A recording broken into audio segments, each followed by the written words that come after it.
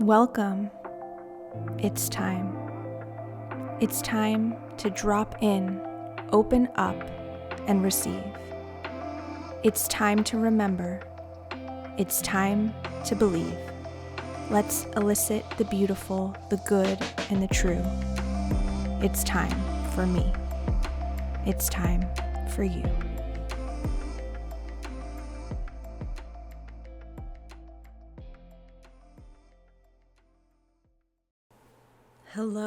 Hello. Welcome back to the channel, to the space. Maybe you hear Bubbles whimpering in the background. I have found with him that I just have to hold a firm stance of will, like no Bubbles. I'm sitting here now. I hear you whimpering or barking or whatever it is, ringing the bell, hitting the buttons. But right now, Mama's doing this. And dig my heels in energetically and stay in my center and tighten my core and breathe. And I can generally get him to settle. None of the other techniques that trainers have taught have worked. So like all things, our relationship is energetic. And wow, the energy, man, oh man. We're at the top of January. I feel like I've been in a time warp since entering January 2025. And the end of 2024 for me was a deep compression. A lot of, people call it ego deaths. I wouldn't really even say that. It's just a total demolition of my reality, frankly.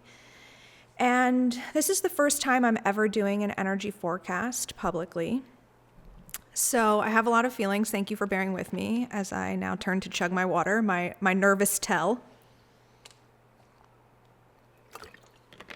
But also, let's stay hydrated, fam. Never have done a public energy forecast before. I've spoken to my glorious Patreon community about that, why it is, and hearkened back to March 2020. The whole world shut down. We basically entered an apocalypse, twilight zone, weird stuff going on. Oh, now nobody goes to work. Now you have to stand 6 feet apart from people. Isn't that interesting that that's about the span of my auric field? Why'd they choose 6 feet? Interesting. Mandated vaccines. Oh, this travel ban. Oh, our world as we knew it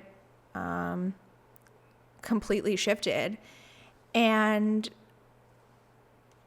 as someone who considers herself psychic, and I don't focus my skill set on precognition, I'm certainly not asking for what's coming down the pipeline.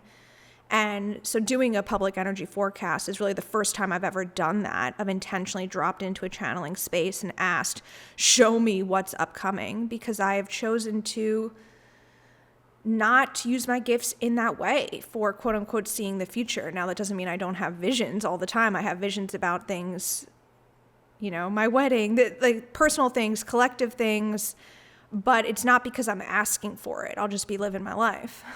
I'll just be cooking some mac and cheese. And shout out mac and cheese, by the way, just a moment for macaroni and cheese. You've been such an ally for me the past few months. Thank you for being you, for being cheesy. I love you. That having had been said,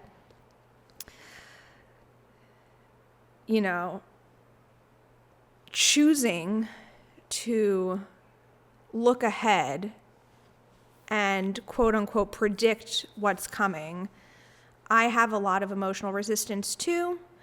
And, in January of 2020, when I started getting some nuggets and guidance from Spirit about what was upcoming, I did not want to speak to it at all because I felt that I would be contributing to a fear timeline. I believe consciousness is malleable, that in many ways our beliefs and thoughts create our reality. And I didn't want to perpetuate an unfolding that I didn't want to see happen.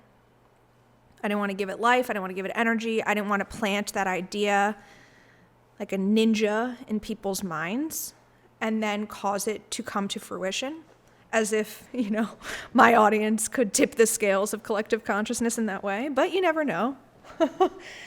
So, yeah, I veered away from intentional energy forecasts for so many reasons, but I am finally guided to offer, I think it's honestly more going to be a transmission of what I need to say now at the top of January to the collective that resonates with me that will help you have the greatest 2025. That's how I'm going to frame it. So similar to the intuitive guidance gatherings that I used to hold every Sunday, someone would come to me asking a question about what they should do in the future, like where they should move.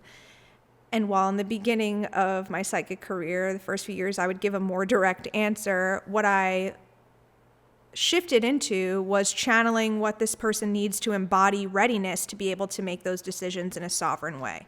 My hope is that this energy forecast is not just a predictive thing of this is going to happen. There's going to be this natural disaster over here. California is going to go down in flames. The bank's going to this. I don't even want to start throwing more things out. Instead of it being that, my hope is that it's infusing you with the codes and templates and ideas and wisdom and spaciousness and peace and grace that you need to best tackle whatever it is that 2025 brings our way. And a little bit of predictive energy only, and I'm channeling my filter as such with the strong, firm boundary that only if it helps somebody prepare in a way that's effective. So I do not want to receive any guidance that will simply instill fear. Absolutely not. I only want to be instilling empowerment, love, faith, and excitement about the future. So I think there's a lot of energy right now about the collapse of our world as we know it. It's a very dystopian energy. It's a very destructive energy. And there's a lot of darkness associated with that purge. So I'm calling on the light to help me at this time channel a light-based, light-led, light-forward energy transmission, energy forecast for 2025. Let's dive in. Per usual, before we drop into any sort of channeling and before receiving any sort of channeled guidance, I invite you to ask your body if there's anything you need or desire at this time. Maybe that's a few deep breaths. I know I need that. Maybe that's to change your posture, to grab some headphones, to grab a snack, light a candle. Asking if you're in the right environment to receive this.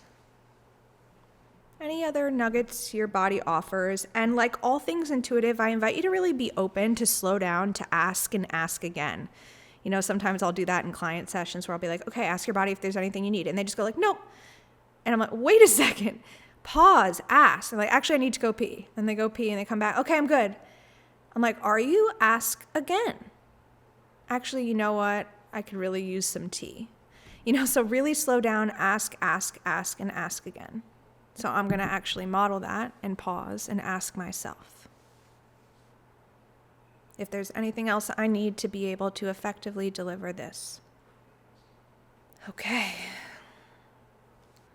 Well, so 2025 feels like an energetic reset and recalibration.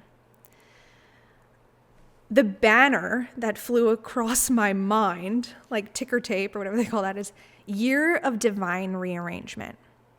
So I see the divine shuffling things around and repositioning people in accordance with what they've been sowing the past 5 years, really. I think for different people, it's different amounts of time, but the number 5 is coming through very strongly. I think like, you know, leading up to the COVID era, you know, like into that, there's a releasing of things so that they can be replaced, right? A lot of things that you may have had in your life the past 5 years were a byproduct of who you were before then. The manifestations, the careers, the lovers, the habits. They were a byproduct of your wounded self. And a lot of you went on either a spiritual awakening journey, a therapeutic journey, a personal discovery journey the last 5 years and changed a tremendous amount, bit by bit, layer by layer. And when you're in a season of growth, you often can't really see or track the growth. It takes an outside lens to come in and go, oh my gosh, you're so different. And what I'm being guided to offer is that you, who you are now, are actually not necessarily 100% fit for your environment anymore. That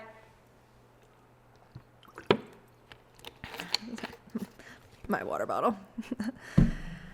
That's my own discomfort of like, I hate not being a fit for my own environment anymore. The past few months, I have had to let go of this career in many ways. I received the guidance I need to let go of my house, my car, so many things in my reality. The man you've heard me talk about as my twin flame. So many, so that's me being like, I hate when this happens.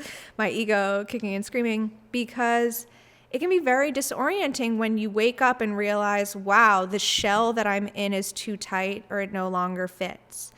And I've had this conversation with a few clients in the past who are very quick and accelerated in their growth process.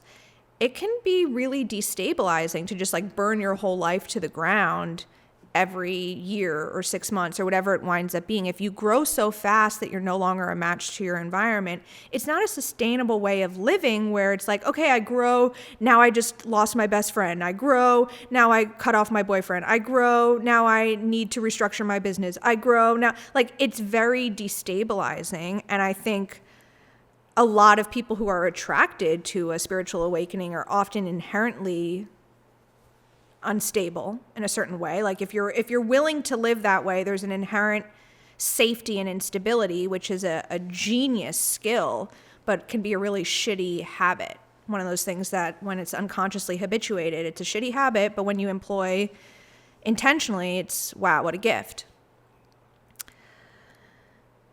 So that process has been happening for the last 5 years for many of us, where it's growth spurts, demolitions, almost like with every moon cycle, calling in the new, making space. It's like, the universe hates a void space. So releasing something to make space for the new, releasing something to make space for the new. That feels like it's been a gradual and continual process. And now we're entering a new reality. 2024, I'm seeing, was like the final squeeze of the toothpaste out of the toothpaste container, holder, whatever you call it. It was the hallway. Now we're into the new room. We're into the new reality. And I'm seeing spirit start to drop in longer term stable replacements.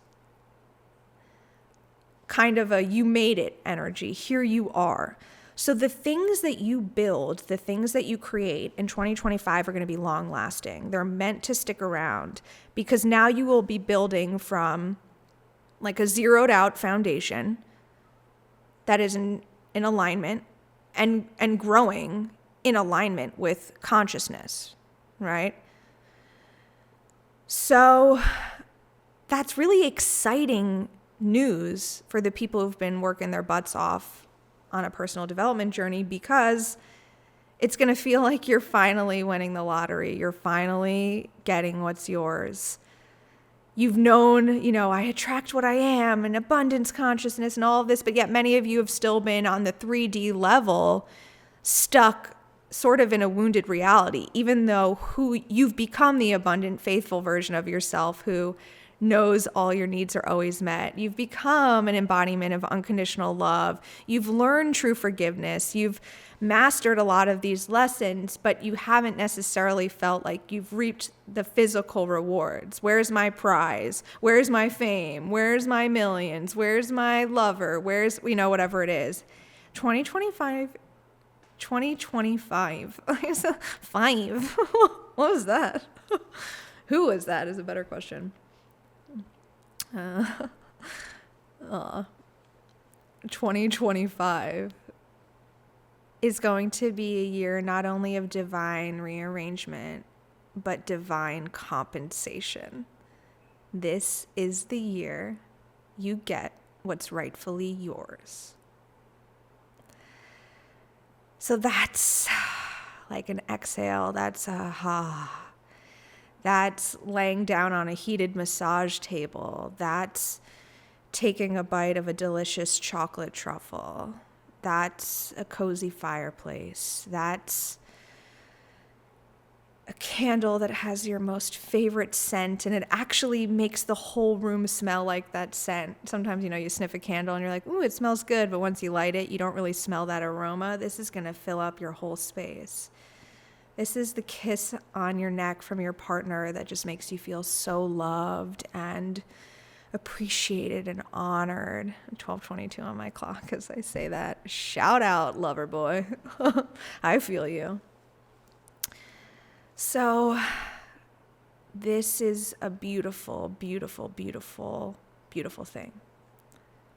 I also want to be transparent in the other things that are coming through for 2025 that are going to touch the people that you love, people that you know, and people that you don't know. You're going to see things on your screen, on your phone, and the government might pull TikTok, which was kind of a great way to access what's going on in other parts of the world immediately with people on the ground with less censorship. Not saying there's not censorship. I recently just learned that our comments get censored too. So I could pull up a video, send it to my brother and be like, did you see that third comment? And it gets sorted based on your algorithm too, which is wild, wild times in censorship land.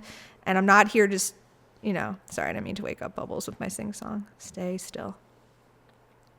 I'm not here to talk about TikTok. The point being, even if TikTok goes, there are going to be a lot of things that you see this year on the internet about what's happening in the world that will instill a narrative that's very different than the one that I just shared with you, where it kind of feels like you're winning the lottery.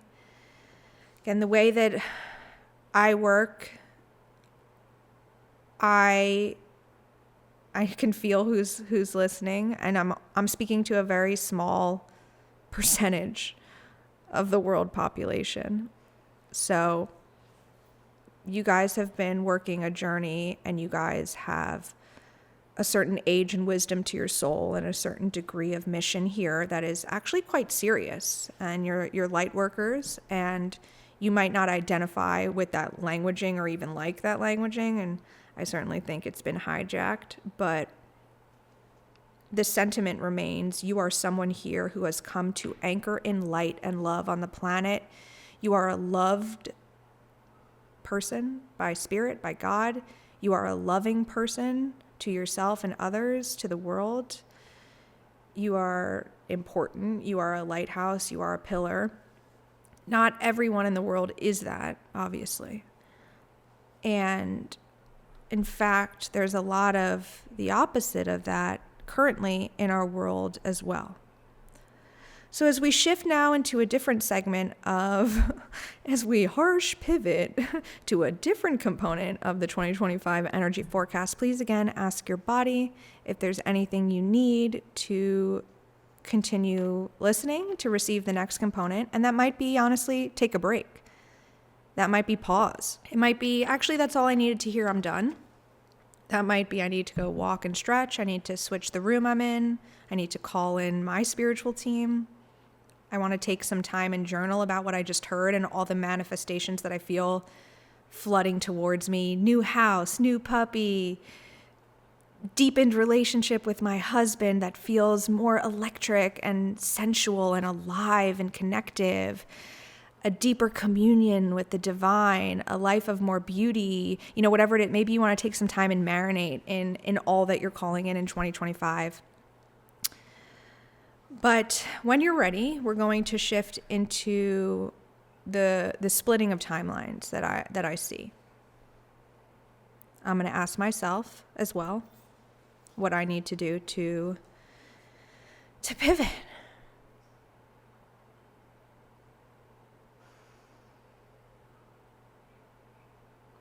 I'm actually going to pause and get some movement in, and I'll be back shortly.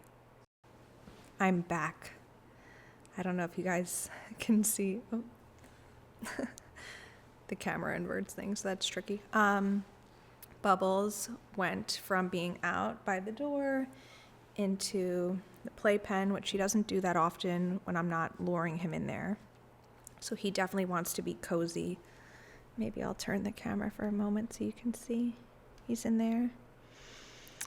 He felt the shift, and I spent a while figuring out what I wanted my hair to do. And it's interesting because our hair very much connects us from, or connects us to higher information from the brain, from the interior mind to the collective psyche. And I've always had stuff with my hair, human ego stuff about its frizz and its curl and its this and its that. So it was fascinating to watch myself. I took off the hat, then I put the hat back on, then I grabbed a scrunchie, and I was feeling like I have to figure out what I need to do with my hair for this next part. So that was interesting to witness myself in.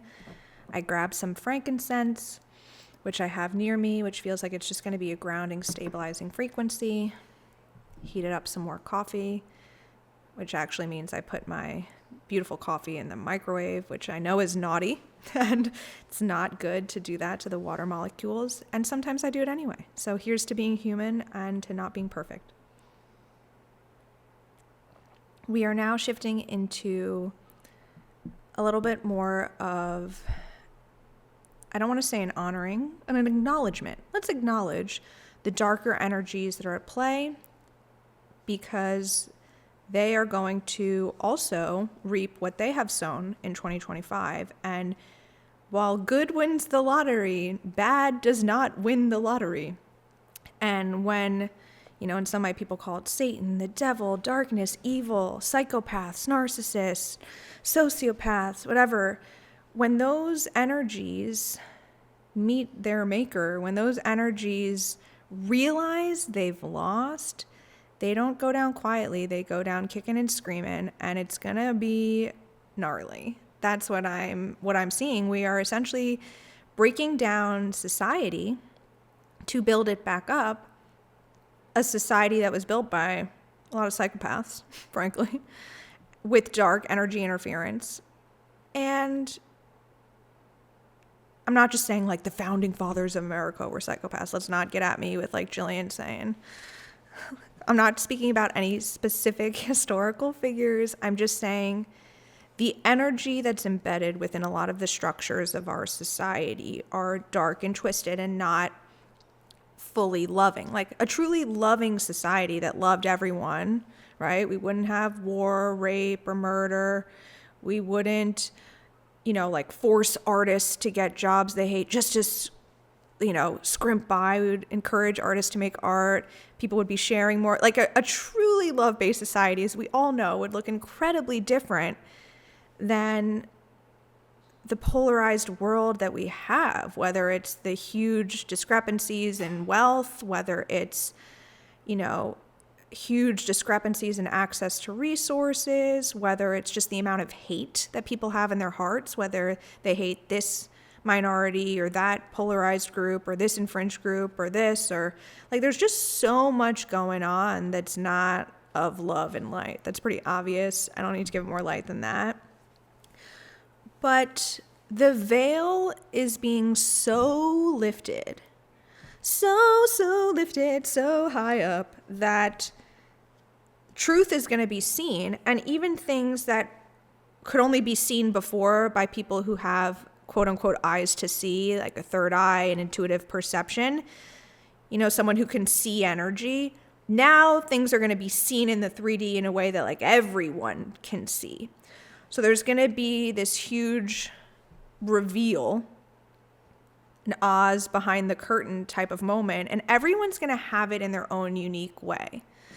And for some people, it's going to show up more in their personal lives. And for other people, it's going to be more about the global stage, politics, like what's going on in LA right now with the absolutely gross mismanagement of funds to the, fire department, and how come the fire hydrants in the Palisades, one of the wealthiest neighborhoods in the world, maybe not the world. I don't know that that's a true stat. Don't get at me. But it's tons of celebrities and very affluent, powerful people have homes in this area, and They didn't even have enough water in the hydrants to like put out the fire. You know, like how does this type of stuff happen? Everyone's going to have it at their own layer of reality.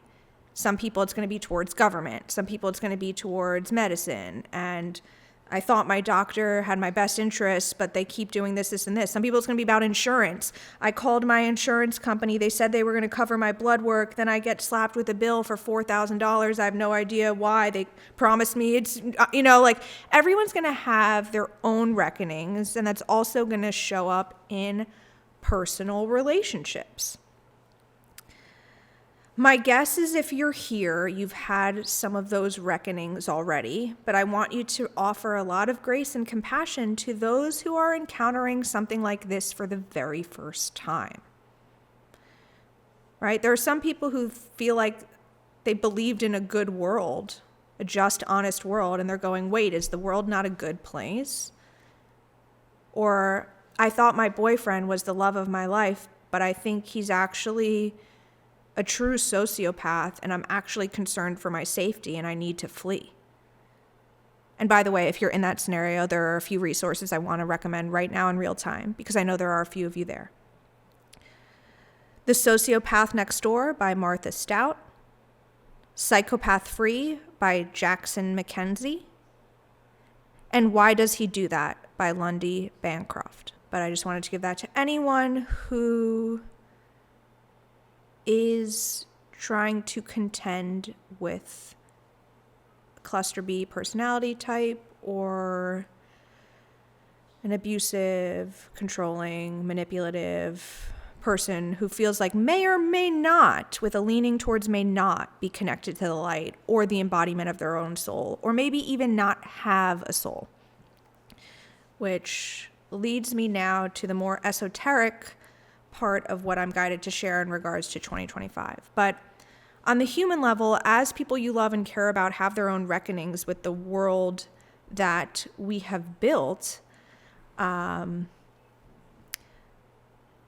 may be easy to judge and think you're superior, an invitation to continue to stay grounded in your heart and see what you're intuitively guided to offer to let this person know that it's safe to be in this world that feels like an unsafe world. And we are always in our heart, like it's very, very alarming, right? Like for someone to watch their entire house burn down, all their belongings, their whole life reduced to rubble, you're obviously not going to feel safe in the world. And the light workers are here to hold those frequencies of safety. And so I just want to remind you that anytime someone comes to you sharing one of these mini demolitions, maybe it's not as dramatic as their entire house burning to the ground in literal flames. Maybe it's the person they love went into no contact with them, and that feels like its own, burning, reducing to rubble and ash, a beautiful palace, right? These are very painful, scary things for people to go through. Incredibly painful, incredibly scary, and a lot of anguish. So we're also going to be feeling an uptick of anguish in 2025. If you're someone who can tap into collective energies, you're going to feel a tremendous amount of fear. I've had sessions the last 3 weeks with some intuitive powerhouses, people who I really think are on, and I think I use the phrase tip of the spear to one of these individuals who actually lives in LA, and this was days before the fire. The leading energy, if you've kind of gone through something a little bit ahead in terms of chronological time of the collective that you're connected to, and you're sort of paving the way. It's like when you're sledding, you're creating those grooves so that the person in the next sled can have a really fun slide down without having to worry about going off the rails. When you're a way shower, it's imperative to stay in the light. And while you're in the light, you're going to be feeling also what everyone in their anguish is feeling. And so anyway, this client that I'm describing was having really invasive, fearful thoughts. And that's been the theme the past 3 weeks with almost all of my clients, but certainly all the ones that I consider to be sort of lighthouses in their communities, inundated with mental anguish, depressive thoughts, intrusive thoughts, looping thoughts, and they can feel that it's not theirs, but haven't necessarily been able to pinpoint where it's coming from. And I just want to remind all my empaths, my psychics, my highly sensitives, my neurodivergents, my indigos, however, whatever, and I could go on, those who feel the Holy Spirit, my children of God, my chosen ones, my divines, my, whatever. I could spend 2 hours doing labels. We ain't doing that today. You may be feeling not so great right now and attributing it to your life. And I want to remind you to not be deceived and to make sure you have clear boundaries and ways of turning off your connection. You saw me earlier wearing this witch beanie. I was wearing it with the client the client session that I had. I was trying to say I was wearing it with the client and I was wearing it at the client session, and that turned into a clusterfuck of words. But she asked if that was because I didn't have heat. And as many of you know, the house that I currently reside in the past few months has been making it very challenging, being very vocal, like get out of here is how I've interpreted it, with basically everything breaking, including the heat. And there were a couple of days where I was doing sessions here in a winter coat and beanie because I had to wait for the heat people.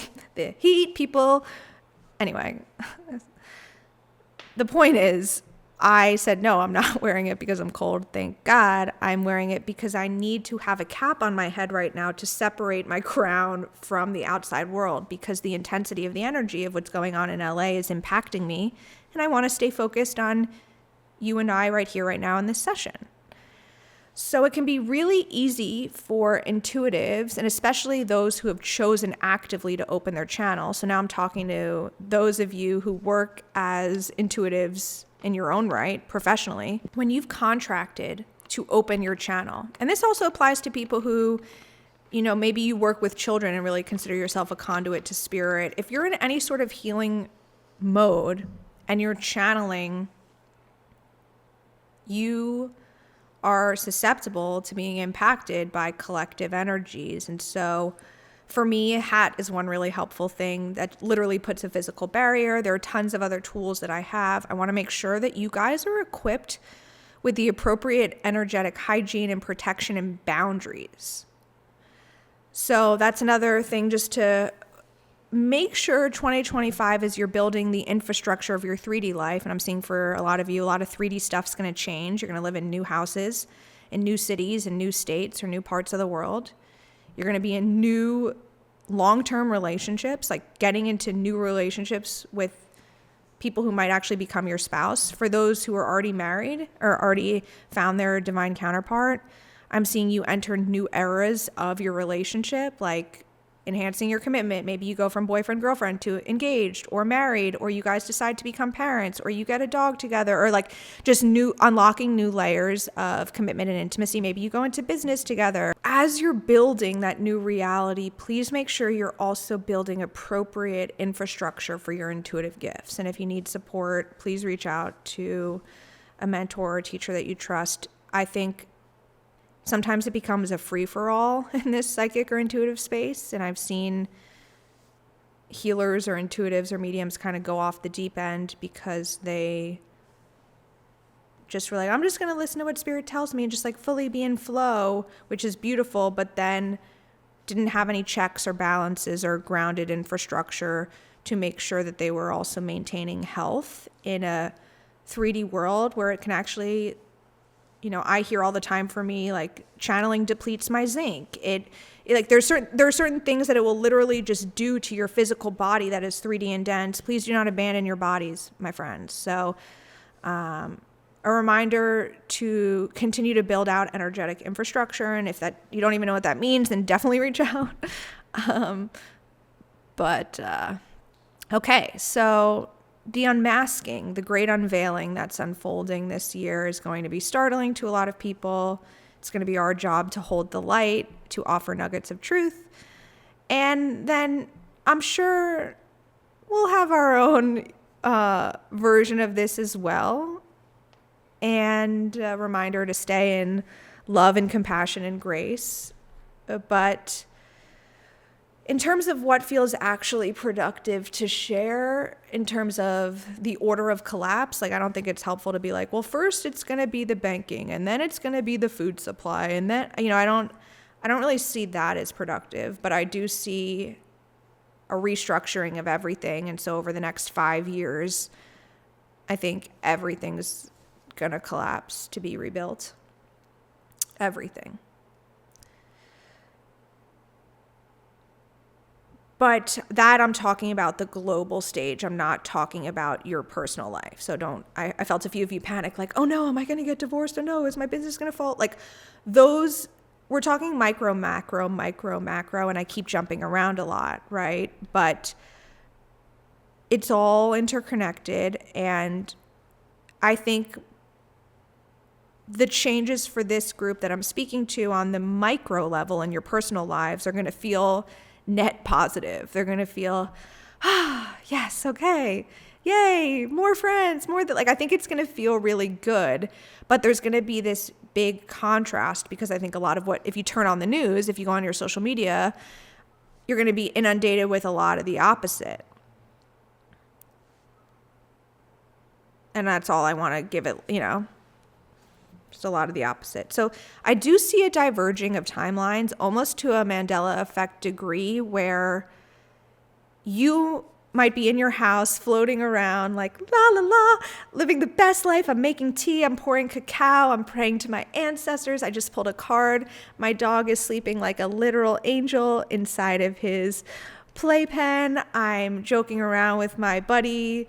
I'm doing a career that I love. I'm tending to my garden. I'm playing with my children who fill my heart with love and gladness. And I'm going to a comedy show and laughing my ass off. And I'm, whatever, like you're just living a full, beautiful, amazing life. And then the person next door to you, and this could be literally next door, metaphorically next door, just out in the collective, could be either, the metaphorical, the house burning down, stuck in looping depression, fearful for their well-being, and not sure if they're going to be able to pay their bills. And then we're talking, as Bubble starts snoring really loudly. Aw. I don't know if that's picking up. That's so cute. There's just going to be a tremendous amount of contrast. People dying in horrific ways on the news, or and then you're in your bubble feeling privileged and confused and maybe even experiencing guilt as well. So yeah, it just feels like there's going to be very strong contrast. I just keep hearing contrast, and my neighbor across the street, Sean, actually built a place in town called Contrast for my Austin family. That's sauna cold plunge facility, very beautiful. I went and very much enjoyed my experience. But this is not an advertisement, and this is not the Truman Show, or is it? But I keep seeing him and then imagining contrast. Like it's just the hot, cold, and it's going to be going on in the same reality as well. So you could be at a dinner with someone and they're having the best time in the world, flirting with the cute waitress or whatever. And you're going to be miserable, or vice versa. There's going to be a lot of contrast being flagged, and it's almost going to feel like you're in a totally separate timeline, a totally different reality. And that might also impact the literal things that you're exposed to, right? Just like we were talking about with the TikTok algorithm sorting your comments as an example. Let's just say there's a dance video of a woman with a rockin' bod crushing it, and I'm watching this video and I'm like, oh my gosh, this girl can dance, she's incredible. That's what I'm thinking, and wow, I wish I could isolate my ribs in that way. That was epic, way to go, fire. And then I look in the comments and it might be fire, epic, you're such a great dancer, can't wait to see more.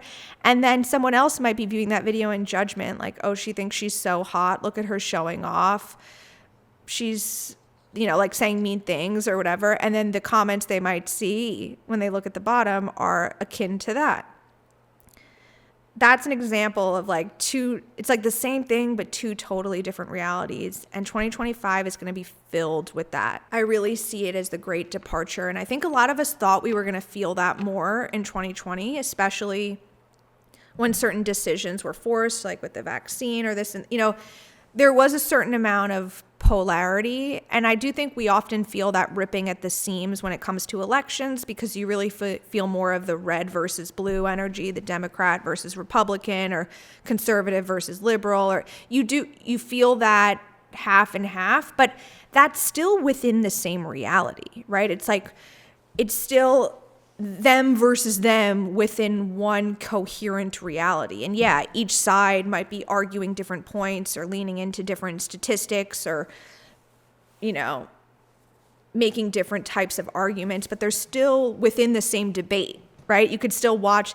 This feels like there's going to be overlays where someone might not be able to access your reality anymore. And you might not actually be able to access their reality. Like if I go on my phone watching that dance TikTok video and I want to find those mean comments, maybe there are 49,000 comments, like I could scroll and scroll and scroll, and they might just be the last 10% at the bottom. And like I might not even have the arm strength or the patience to scroll like that. Like it's almost as if we're going to be blocked from realities that are incoherent, that no longer match. And that might come with some pain, because I think, for example, now we're going to shift into siphoning and harvesting, which feels like the transmission component. This feels like the part that will hopefully serve you in terms of context and lens for the upcoming year. But people who used to siphon your energy without your conscious awareness, because, and I'll get more into that in a moment, what that means, what that looks like, but because things are going to be so clear and so revelatory, you're going to have the discernment and the sight to finally see things that maybe you've been hiding from yourself. Like, as I mentioned the example earlier, maybe you realize your boyfriend's a sociopath and you need to flee. Like that type of awareness, that's like an unveiling. Oh my gosh, like my eyes see this now, I can't unsee it. That's the type of unmasking we're talking about. I'm actually going to take a quick break in a moment while I finish this thought, but that energy just got real dark. Wow. The people who used to siphon your energy without your consent are no longer going to have access to your energy. You are in a new timeline where they won't be able to reach you. But some of you are still very much in love with these people, right? In this example, right? If you just had the revelation on Monday that your partner is a psychopath or really actually not well, unwilling to change, or abusive, or, and again, those resources that I shared earlier, please turn to them. I think a lot of people are under a misguided perception that abuse is because of avoidant attachment, or abuse is because they were traumatized as a kid, or abuse is because they are an angry person. Like those, these books will just nullify and decimate those hypotheses, or because his dad hit him or whatever. Those excuses have all actually been debunked. That's not how people become abusers. So highly recommend turning to those resources again if you're in that position. But once you've energetically opted out of the toxicity and made that choice in your fullness, those toxic vampiric energies are no longer going to be able to access you. But like I said, if you just realize that on a Monday and it's only Thursday, the human in you is still probably very much in love with this person, and probably more than in love, probably addicted to the person, addicted to the validation, addicted to the journey of being with them, addicted to the highs and lows, the whole manipulated, manufactured chemical response to these types of relationships. You're probably very much in the throes of being addicted to, and it's not going to be easy to let go and to accept that you were on a quote unquote higher timeline. So while I think a lot of you might rejoice, like, yay, the energy vampires can't reach me. You know, the girls who used to pretend to be my best friend, but actually are just trying to steal my light and make me feel shitty about myself. Like, they can no longer reach me. Yay, like, hip, hip, hooray, the witch is dead type of energy.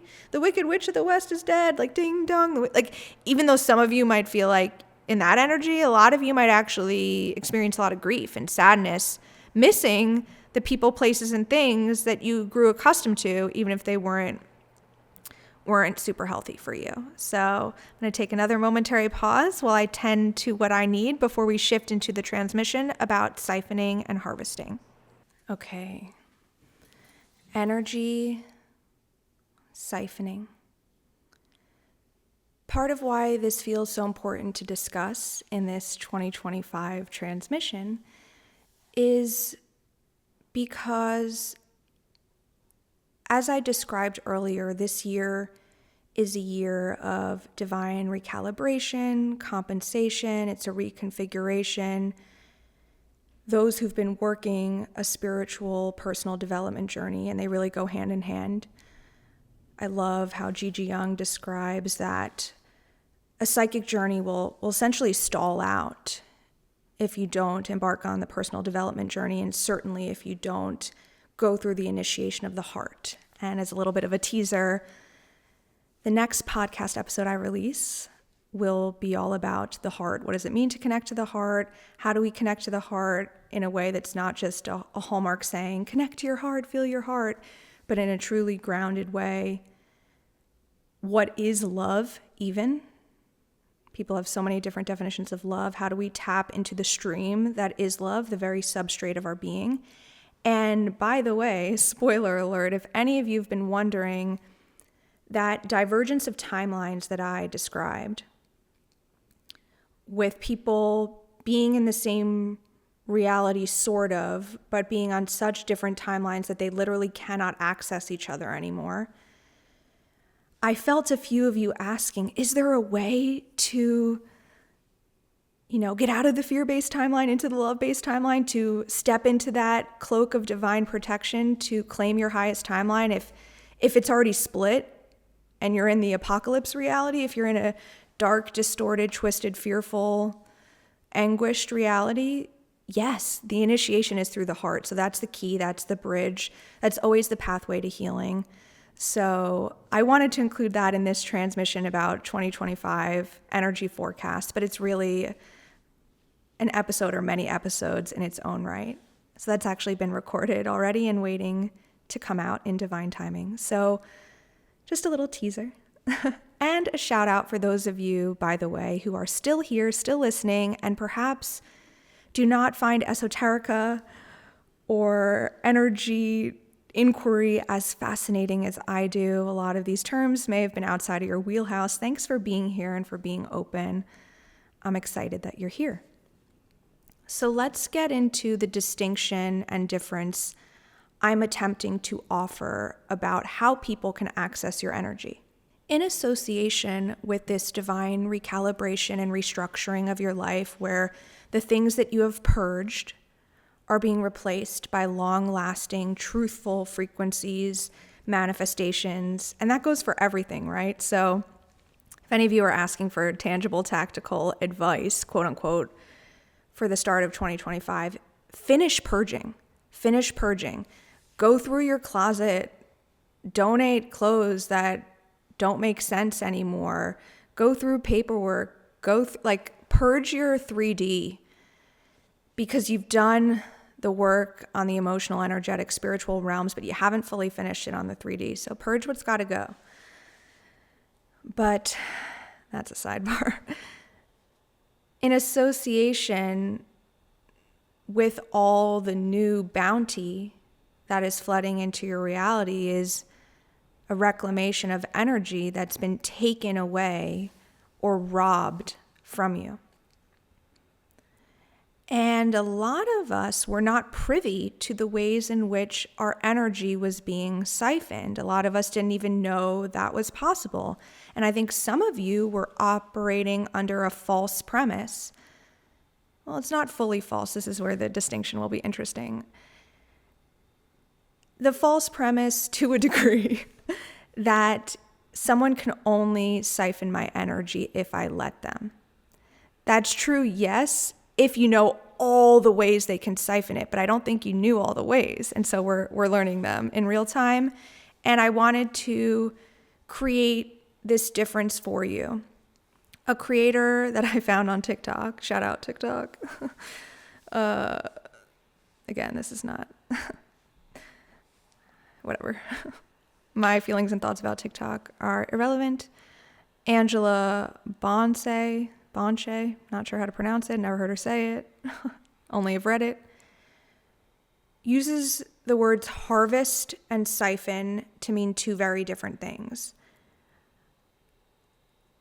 Harvest and siphon. The way she uses harvest, I take a little bit of issue with because to me, I associate harvest and siphon as the same. And what she's calling harvest, I would probably call gather. I'm going to use her language and then just to create the distinction in the way she offered it. And then I'm going to opt into my language of gather. And I'll explain why. Stay with me. You can. Harvest. She uses harvest in the way you think of harvesting crops. If you'd planted a garden or someone planted a garden and you go and pick tomatoes or some beautiful basil to make pesto, you're collecting the harvest. You're harvesting. With the idea being that everyone's consenting and it's the bounty of the earth giving you some of her beauty and you are coming and taking some. Similarly, she uses the example of being on a beach and collecting shells or stones. The beach is not depleted or drained. You come, you grab some shells, you leave. Everyone's fine. Harvest. Siphon is a depletion and a draining, usually without one's consent. It can be a consumption. It can happen by somebody manipulating you, inflicting pain on you, basically tearing at your auric field.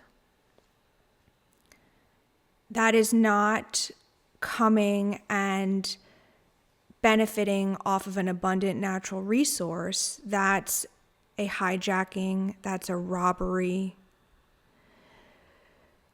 The reason I take issue is because I've heard so much about energy harvesting where, you may have heard about energy harvesting at concerts or certain rituals or even amusement parks, harvesting emotional output energy. When I think of harvesting in that way, it feels very nefarious. It feels very dark. It feels very targeted. And it feels as though there is not consent, right? If someone's energy is being harvested at a concert, yes, they're willingly going to the concert. They're dancing, they're singing, they're cheering for the celebrity. But they're not aware what's happening to their energy in that way if you're opting into this framework. So that's why I take a little bit of issue with harvest. It still has that negative polarity to it. And this creator was saying it's totally okay for people to come and harvest, to come enjoy the fruits of your labor, to touch your energy, to take some things with them if you're giving it freely. If it's as if they're picking flowers or stones from the beach or tomato from the garden, it's not okay for them to siphon your energy, which I obviously completely agree. However, I still, when I hear harvest, I do think siphon. So I'm going to, from now on, when we're talking about this, use the word gather or gathering instead of harvest. Because of so much of what I have consumed about energy harvesting, it has been used synonymous with siphoning. But I wanted that distinction first to just be laid out.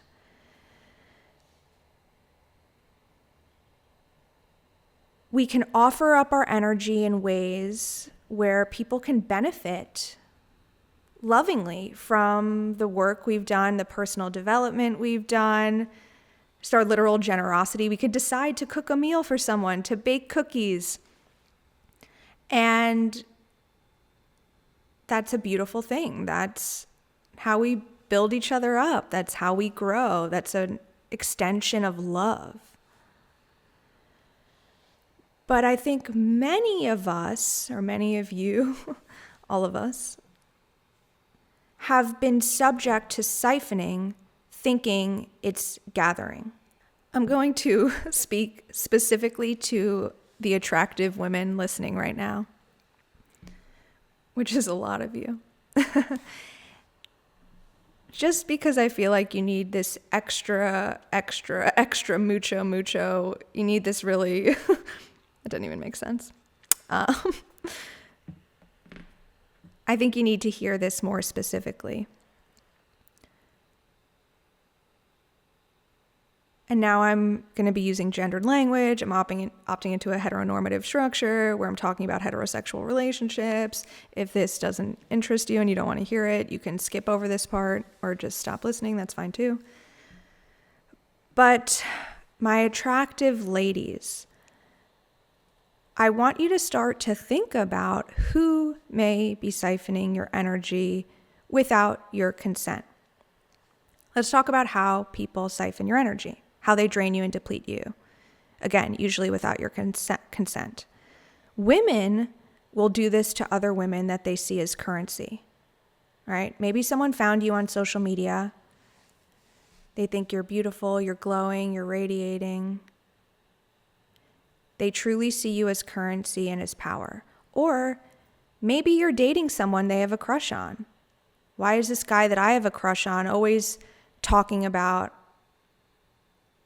so-and-so? I'll use my own name, Jillian. Why is he always talking about Jillian? Why is he so interested in Jillian? What's with Jillian? And these individuals don't just want to reap the benefits of Jillian, like coming to the beach of Jillian and collecting stones. They want to consume Jillian's energy. So I've found women do this in two distinct ways. One, they'll try to get really close. Maybe they'll become a friend or a client, or, they'll try to get close and either hijack your energy, possess your energy, or destiny swap with you. Like basically what has been rightfully yours, they attempt to mimic, grab, copy, steal. They can also, in being close to you, and the way they do this is maybe little passive aggressive digs, little comments. You guys know the mean girl stuff. Maybe they start to cast a little bit of doubt on your confidence. These little backhanded, wow, I can't believe you posted that video and you didn't even care that your belly had those rolls on it. Or, you're like, wait, that felt good until what? They can also do this by attempting to become your enemy. As Bubbles pants vigorously beside me. Rather than employ the route of befriending you or getting close to you, potentially hyping up your value, only to start to systematically steal from you, cut you down, and essentially attempt to take what's yours, which they can't succeed at, but they will make attempts. Some women will turn directly to attempting to make themselves an enemy. They will not hype you up. They will not initially celebrate you. If anything, they will initially try to create this mutual villain story. They will make it clear that they don't like you. They don't fuck with you. They're not valuing you. They'll make it very clear initially, either by telling others around you to steer clear of you, by telling you things to your face, by playing silly little power games, just very clear off the bat, I don't like you. I have it out for you. And then they'll want you to opt into that framework with them where they're now the villain in your story. They will try to provoke you to act out of character, right? to get you to talk shit or to step into darkness, to get you mad, just to be feeding somebody with thoughts, right? I encountered this very recently with a woman who, and I don't get this that often just because of how, frankly, solitary I've chosen to make my life. And I could feel this woman wanted me to be thinking about her. She just wanted me to be like, oh, I'm not even going to say her name because that will just feed her. Oh, so-and-so. How could she do that? Why would she do that? That's so inappropriate. That's crossing a boundary. Like, she's trying to instigate and get me to that's giving her mental energy, all my energy thinking, when I could be writing my book, having an orgasm, taking a bath, playing with my dog, literally doing anything in the center of my own reality, using my own energy to run my own life. Now she's getting it and taking me off my center. Double win for her. So she thought. So women will do this in that way. Men, for attractive women, now buckle up, buttercup, as I pour myself some more water. I think a lot of women don't realize how much men profit off their energy, and there are, all different stats about men living longer when they're in a committed monogamous partnership and making more money, and like men profit off of having wives, and often women do not necessarily profit in the same way, at least in terms of like longitudinal studies in having male partners, at least as it's been in our current setup. I'm not trying to say women are better than men, like everyone hold your horses. But there's an abundance of love and care that a woman will generally provide that bolsters a man, that encourages him to reach for more, that gives him confidence. He feels like he can make more money, work harder, gives him a purpose. Behind every great man is a great woman. That's a thing for a reason. Happy wife, happy life. That's a thing for a reason. And even just making eye contact or smiling at a man feeds him and fuels him in a way that I think a lot of women, again, this is in the heteronormative, heterosexual construct.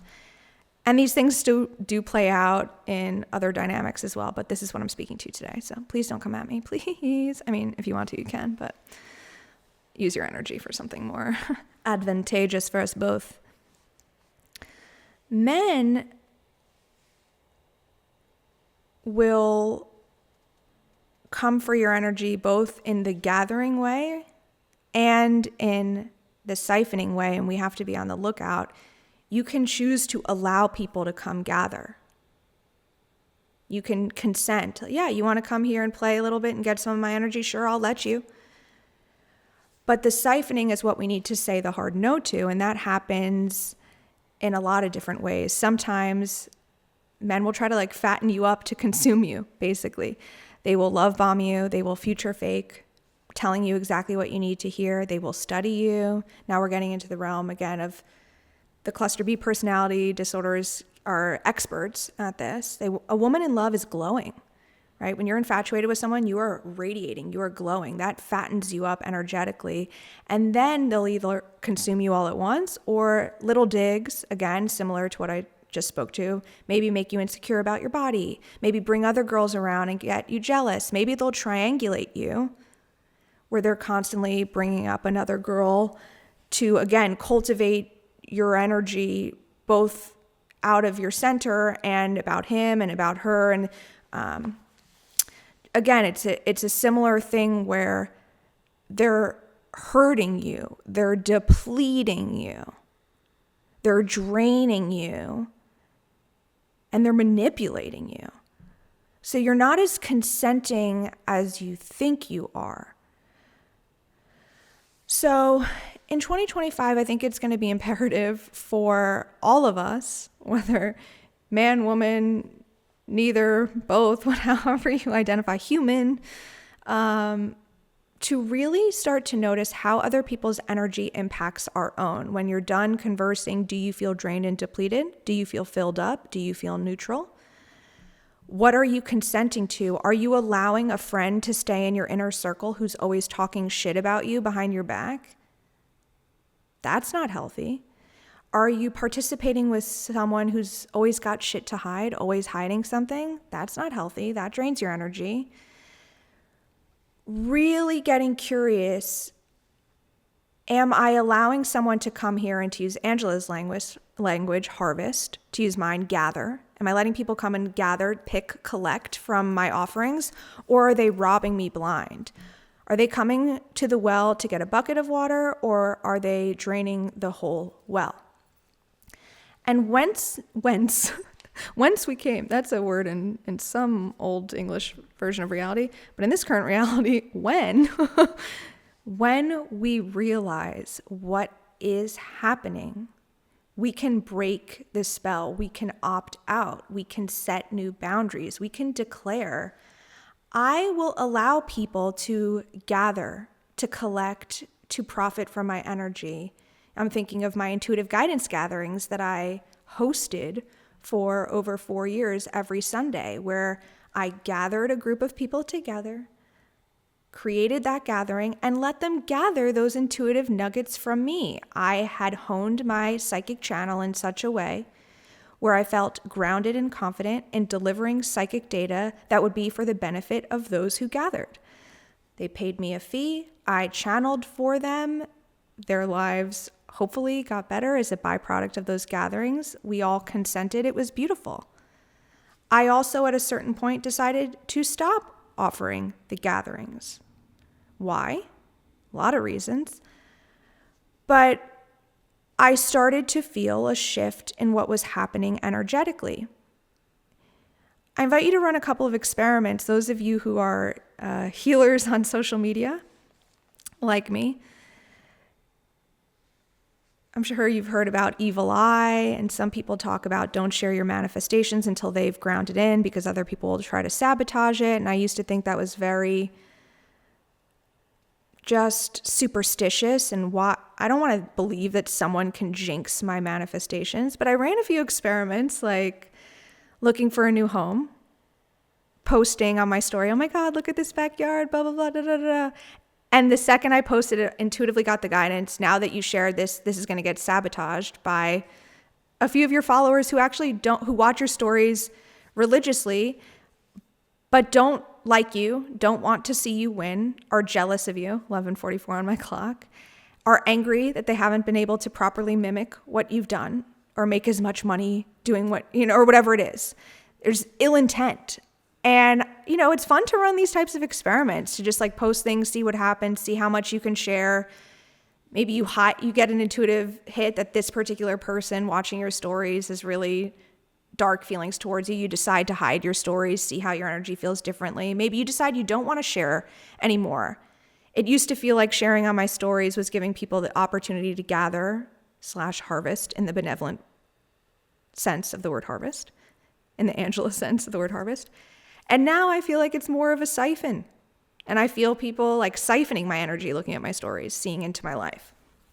We're allowed to pivot. We're allowed to change and make new choices and set new boundaries. So I really encourage you to feel into that, not just with people, but with places you live, jobs you have, every single aspect of your life. Everything holds energetic currency.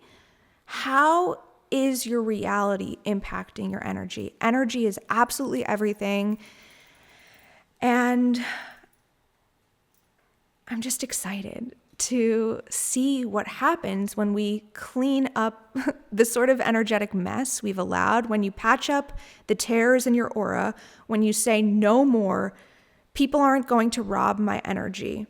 People aren't going to keep me down. A lot of the resistance and that sense of moving through honey that I used to feel in my reality, I thought was my own unconscious blockages, like maybe I'm actually afraid of being successful, or one I call the Cinderella stream, and I'll share this with you, and then we'll wrap up because it's time for you to go and continue frolicking about your day.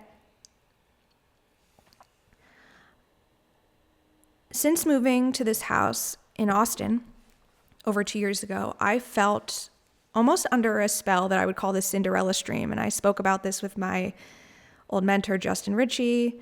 And it felt like I was always flitting around the house.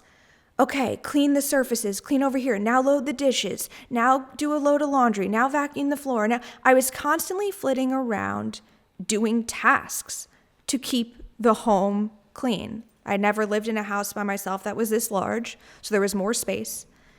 I also had never cooked this much. So I'm constantly having dishes and just like making more mess, cooking all of my meals, which I had never done before. And it felt as though it was this unconscious, almost addictive energy pulling me off of my center, where I would try to sit down to write a newsletter or an article for my blog, or, it took me several years to launch this podcast. I would come and try to record a podcast episode. And then I would instead get pulled. Actually, I'm going to go over there and water the plants. Actually, I'm going to go over there and dust the piano. And again, it felt like I had no control over it. And for a while, I traced it back to my own traumas, which I don't need to get into the specifics today, but a lot of that made sense. And then I attributed it to my own deservability. Maybe there's a part of me that feels like I'm just the help, or I'm just the subservient one. I don't get to be the goddess. I don't get to be the queen. I'm always, busting my ass kind of energy. But what I came to learn is that this was sort of an energetic umbrella thrust upon me by karmic feminines trying to actually destiny swap with me, siphon my light, and take my energy so that I didn't have the energy to actually focus on my projects and my divine mission. Again, for some of you, this might sound really paranoid. This might sound unhinged, and that's totally okay. If you want to talk about it further, you can reach out to me directly. This is not meant to instill fear in any way. This is meant to instill empowerment. So in conclusion, let us say, I really think you're going to have a blast in 2025. I think you're going to have a grand old time. I also think you're going to see a lot of things that are disturbing. Natural disasters, but I'm going to put natural in strong quotation marks because I think one or two of them will be organic, natural occurrences, and I think some of them will be generated by bad actors.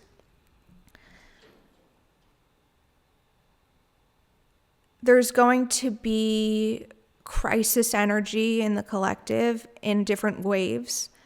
And as an intuitive person, as a heart-centered person, you're going to feel that. But I want to remind you that you are allowed to hold compassion for those in suffering and also figure out ways to contribute, to donate, to offer your services, to study what is needed and contribute, and also enjoy your life and also have a beautiful, healthy life. 2025 is an opportunity to fully express. I think many of you were dysregulated for the past several years, and your journey, the journey that I spoke of the last 5 years of your healing, was one of what many of you would call nervous system regulation, learning how to cultivate a healthier, more flexible nervous system. And I think you have believed that the opposite of dysregulation is peace. But I think that's the halfway point.